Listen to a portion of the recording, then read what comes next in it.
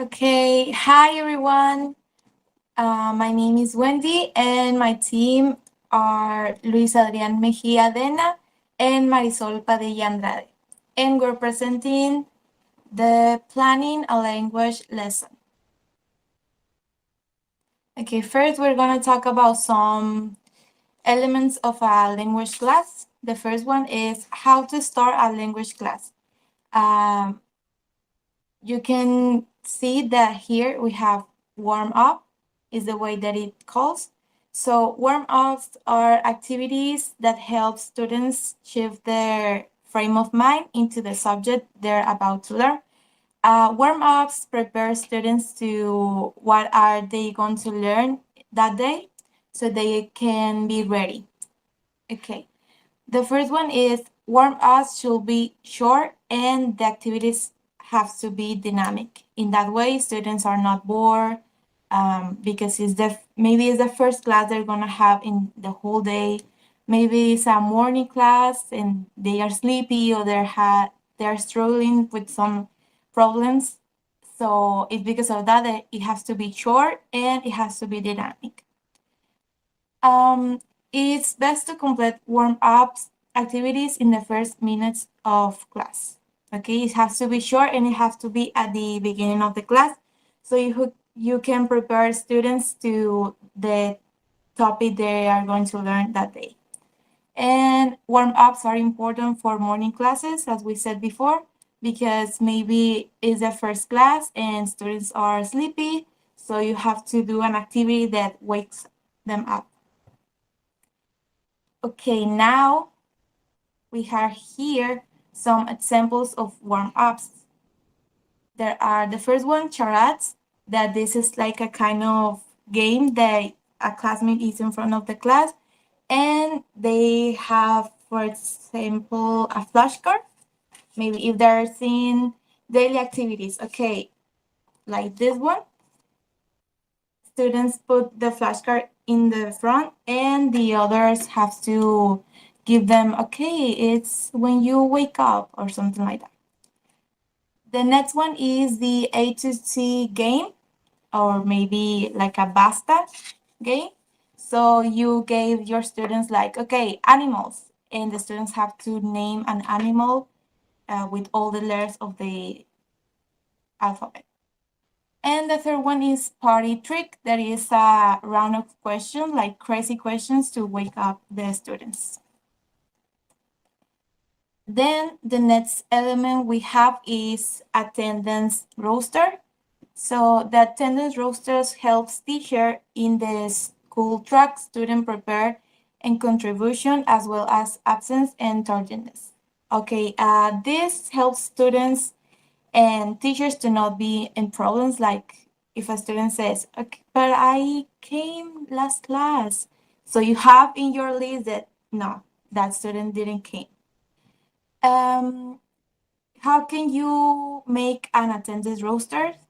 First one, the information that has to be is the name of the teacher or the instructor, the name of the subject or course, the date and time, and the names of the students, and any other information like the name of the school or the name of the topic you're seeing.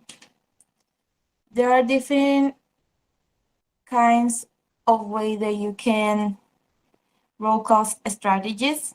That is, if working with children, some type of recreational game. So maybe you're like, okay, we're gonna play a game, and that way I can know that you came, or something like that. Or simple an attendance list. Now let's talk about the physical environment of the classroom. The physical environment of the classroom has an influence over students' and teachers' behavior and over the teaching learning process. There are some factors that affect the performance of your class.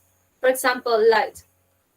If your classroom has poor light, your students are not going to be able to read, to see you, to write, or to concentrate.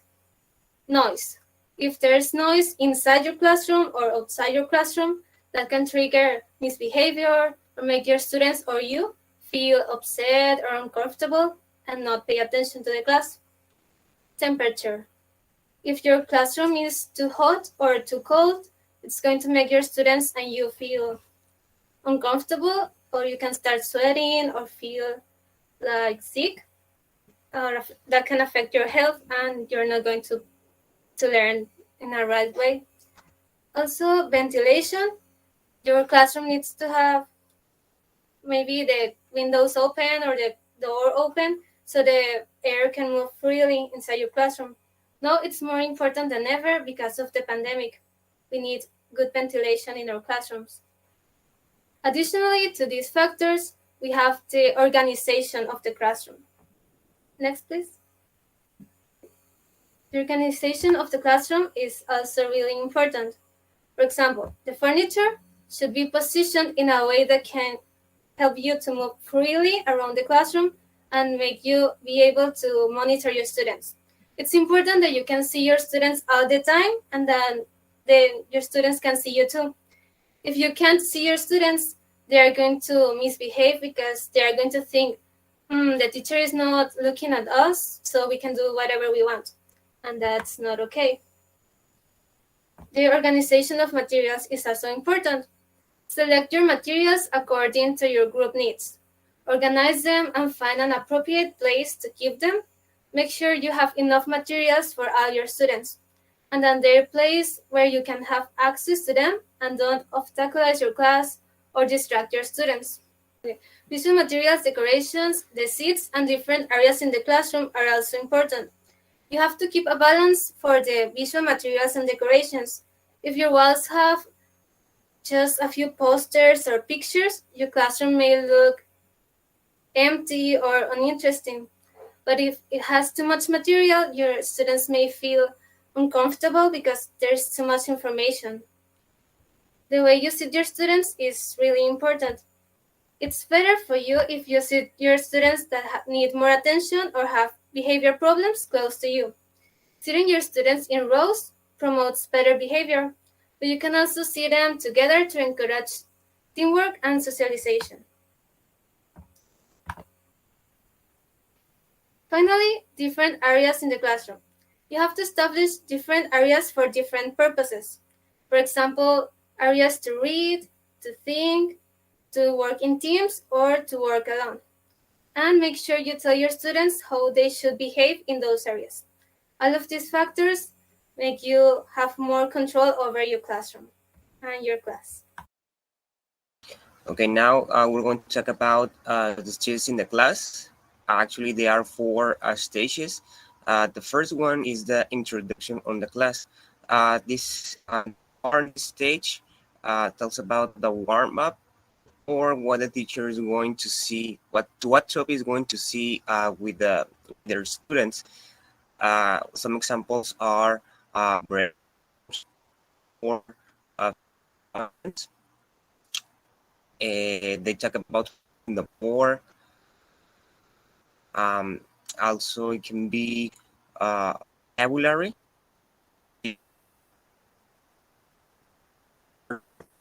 To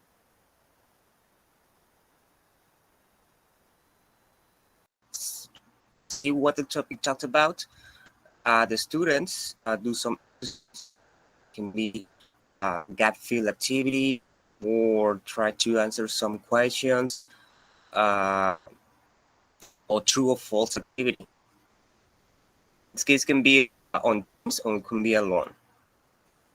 And then we have the stage number 3. The number 3 talks about consultation. They're intent. So students can write a letter or can make can be a